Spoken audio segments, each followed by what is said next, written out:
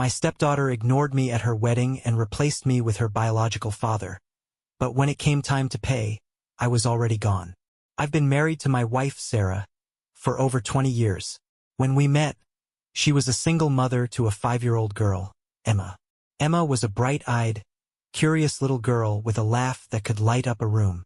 The first time I saw her, she was chasing a paper airplane in the park, holding Sarah's hand tightly as they walked toward me. Something in that moment told me they were my future. From the start, Sarah was upfront about her past. Emma's biological father, Mark, had always been unreliable, full of empty promises and fleeting appearances.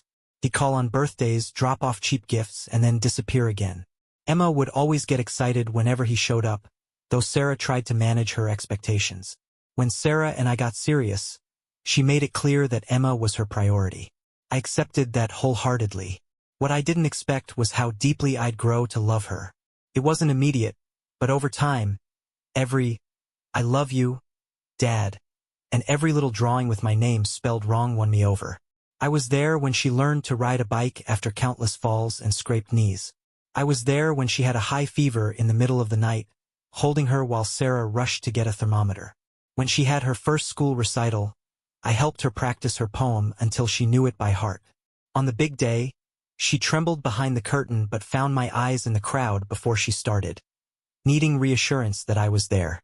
I always was. Mark, on the other hand, was just a background character. He made big promises. "Next summer, I'll take you to the beach," or "I'll buy you that bike you want," but never followed through. Emma used to cry when those promises fell apart, and I always picked up the pieces. I never wanted to be the reason she lost faith in her father. As she grew older, our bond only strengthened. I was the one who went to her school meetings, helped her pick out her graduation dress, and cheered her on from the bleachers at her games. She called me Dad, and even though I wasn't her father by blood, I knew she meant it. That's why what happened next broke me. When Emma went to college, I supported her without hesitation. I covered most of her tuition, books, and even her small apartment's rent. It was a financial sacrifice, but I didn't care. I wanted her to have the opportunities one never did. Mark, as always, remained inconsistent. He'd call sometimes to say, "Your dad is proud of you," but never contributed financially or played an active role in her life. When Emma graduated, she ran up to me after the ceremony, tears in her eyes. "Thank you, Dad, for everything.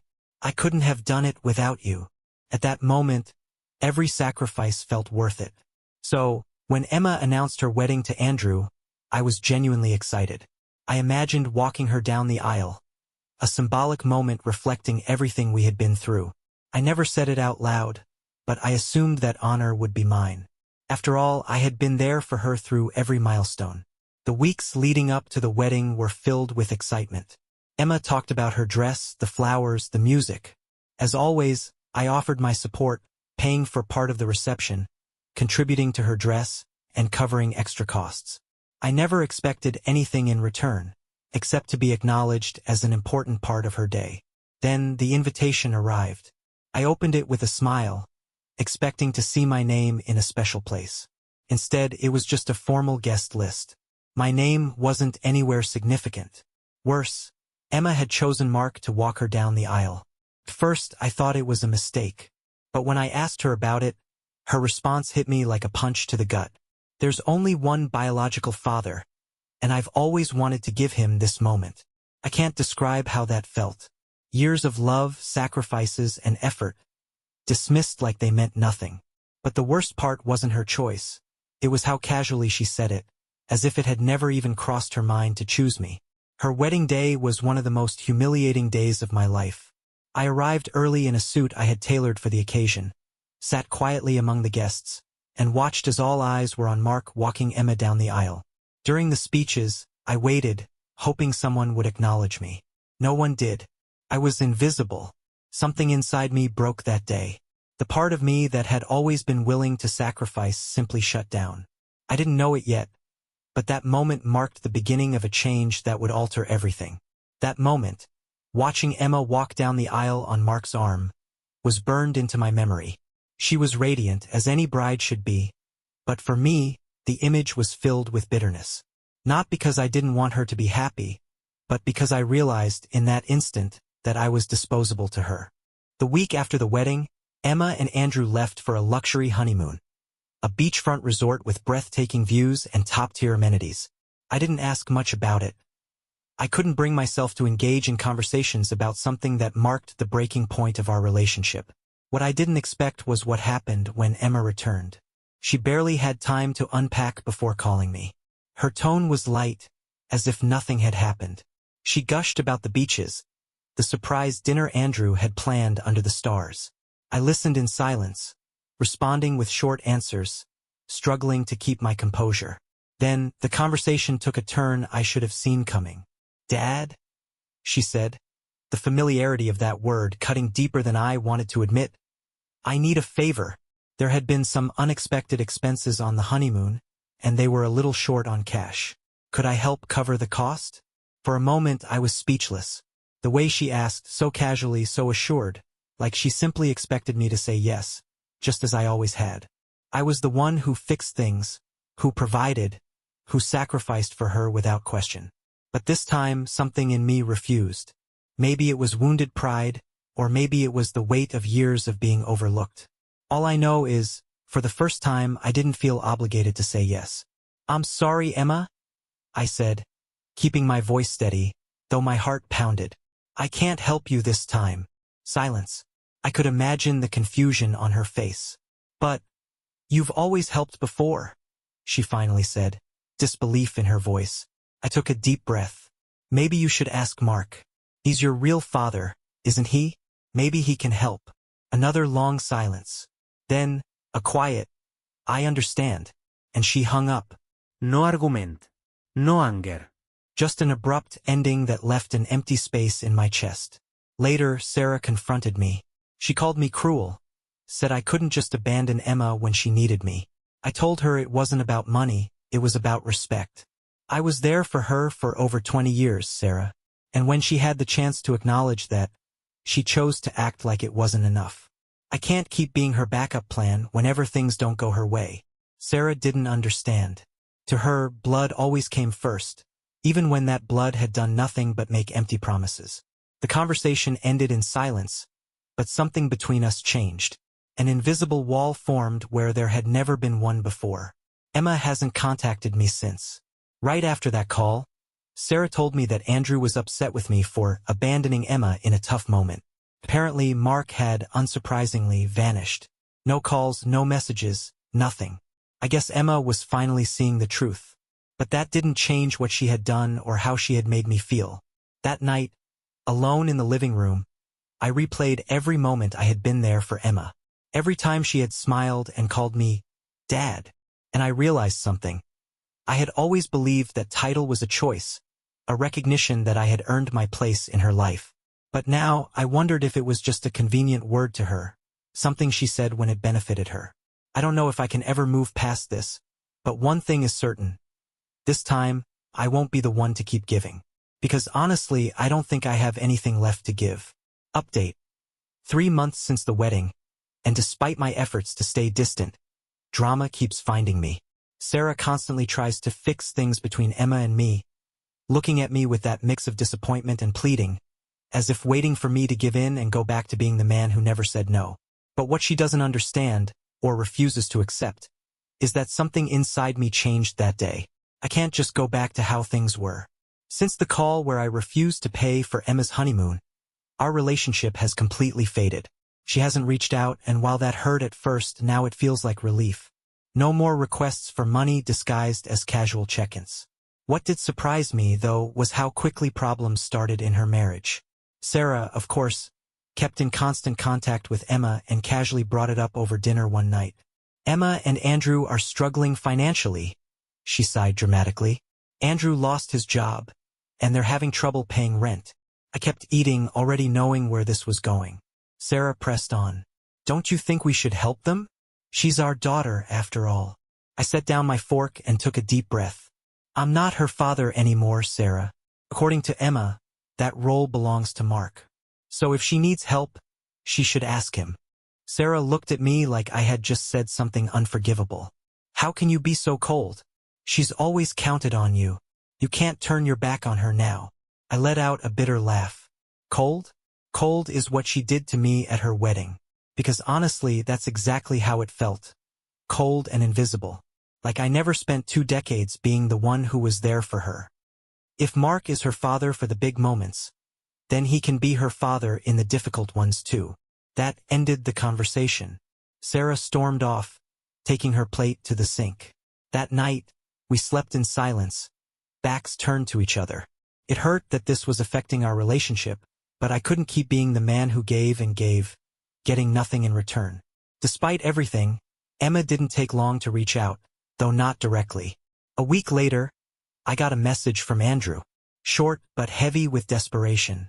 Hey, it's Andrew, Emma's husband. I need to talk to you about something important. Do you have time? I didn't reply right away. I let the message sit there, a reminder of how much things had changed. I read it over and over, knowing exactly what he wanted, money. It was always money. Eventually, I decided to hear him out. I had nothing to lose. We met at a local cafe. Andrew was already there, nervously tapping his foot, staring at an untouched coffee. I sat down without a word, waiting for him to speak first. Thanks for coming, he said finally, though his tone lacked sincerity. It felt more like an obligation. I know things have been tense between you and Emma, but we're going through a tough time and thought maybe you could help. There it was, the inevitable request. I kept my face neutral. What do you need? I asked even though I already knew. Andrew sighed, staring at his coffee as if searching for the right words.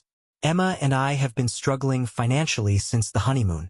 I lost my job recently, and now we're behind on rent. If we don't pay in 2 weeks, we'll be evicted. I nodded slowly, letting his words sink in before asking the one question he clearly hadn't expected. Have you asked Mark? Andrew looked up, confused. Mark? No, we haven't talked to him. Emma thought, well, that you might help. You've always been there for her. I smiled, but it wasn't a kind one. It was bitter, ironic. Exactly, I said, leaning forward. And yet, when she had to choose, she picked Mark. So no, Andrew, I won't be helping this time. Maybe it's time for Mark to finally step up. For once. Andrew tried to argue, saying it wouldn't be fair if they got evicted, that this wasn't just about Emma, but about him too. I held up a hand to stop him. This conversation is over, I said firmly. I wish you both the best, but I can't keep solving your problems. I stood up, leaving him alone with his cold coffee and his frustration. When I got home, Sarah was waiting for me, as if she already knew what had happened. I didn't give her details. She didn't need them. She could tell I had refused to help. Since then, Emma and Andrew have stopped trying. Sarah is still upset, though she stopped pushing me to give in. But something tells me this isn't over. When a castle crumbles, there's always more debris to come. Update. 6 months have passed since the wedding, and to be honest, these months have been strangely liberating. I've stood firm in my decision not to involve myself in Emma and Andrew's problems, though it's meant dealing with Sarah's constant resentment. She doesn't say it outright, but I see it in her eyes. She still hasn't forgiven me for what she sees as a betrayal. No matter how many times I explain that this isn't about money but respect, she either doesn't understand or refuses to. But the distance between Emma and me has brought an unexpected relief. For the first time in years, I'm free from the weight of always being the one to hold everything together. I've started focusing on myself again. Picked up old hobbies like woodworking, spent more time with friends, things I had neglected for far too long. At first, I felt guilty for taking this space for myself, but now I see it as necessary.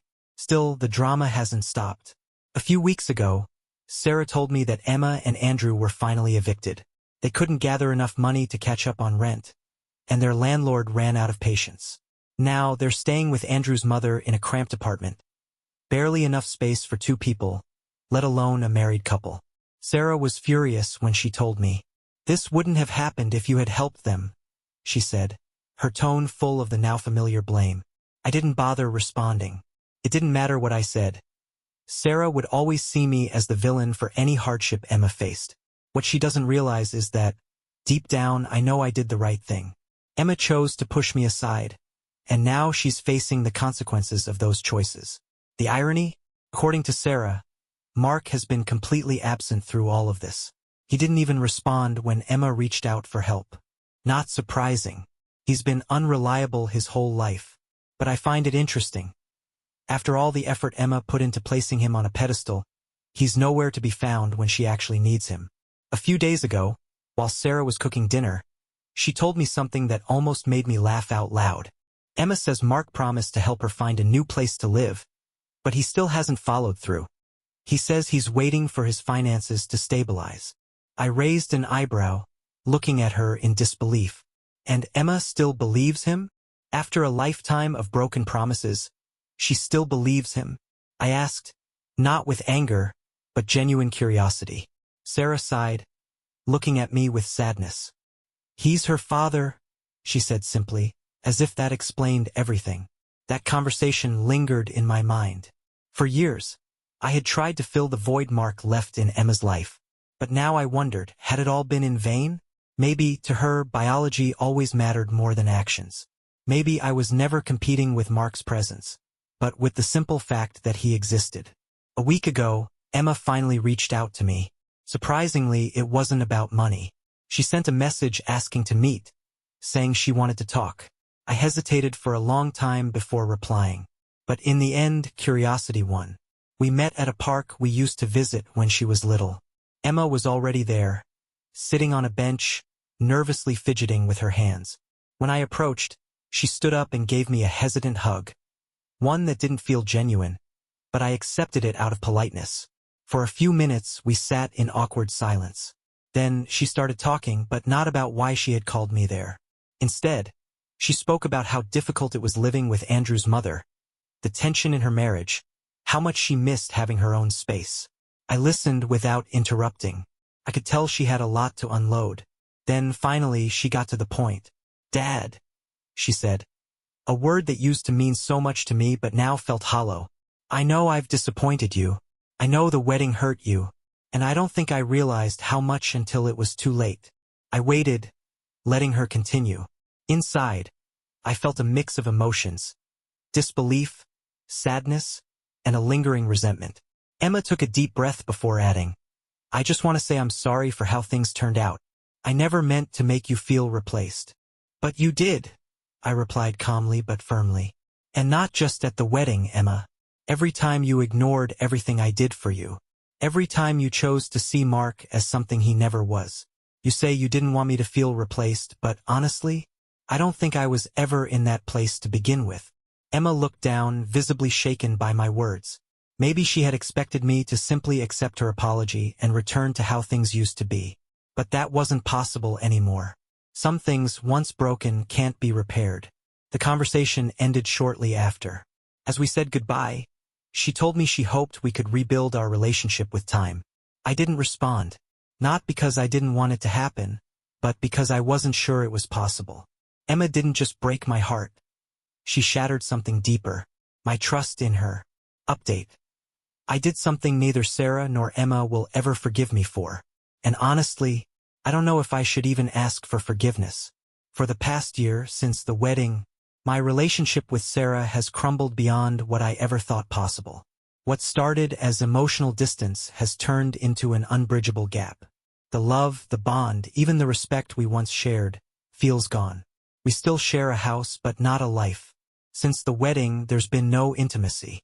At first, I thought it was temporary, a result of stress. But as months passed, I realized Sarah wasn't just upset. She was resentful. She blamed me for Emma's suffering, and that resentment seeped into every part of our marriage. The nights we once spent talking or watching movies are now filled with silence. Every time I try to reach out, she pulls away, building a wall between us. And in the middle of that emptiness, someone else entered my life.